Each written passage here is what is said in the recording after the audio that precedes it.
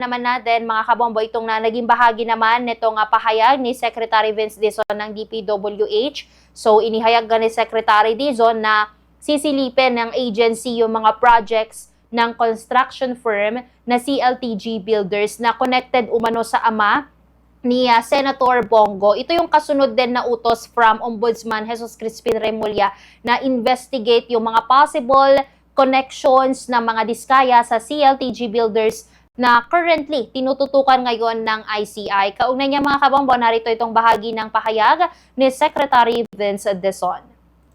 Unang-una, just to make it very, very clear again, nag-usap kami ni Ombudsman Boying kagabi nung binabas ng mga diskaya yung kanilang desisyon na hindi sila magko-cooperate. Well,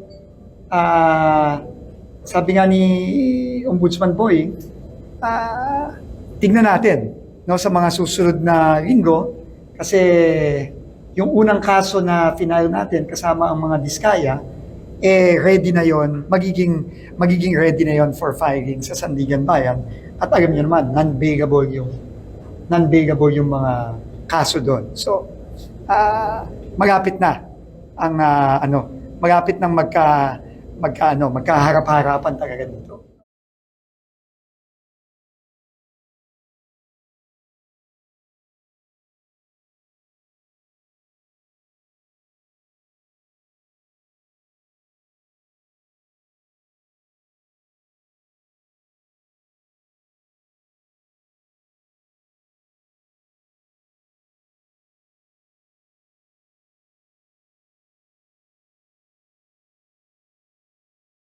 Na pamamahala. Pero aside nga doon mga kabombo, yung pagtutok din sa naturang kumpanya ay maaaring magbigay din ng linaw din sa mga issue na kinasasangkutan nga ng mga flood control projects at yung iba pa na mga infrastructures na currently iniimbestigahan din ng Independent Commission for Infrastructure or ICI.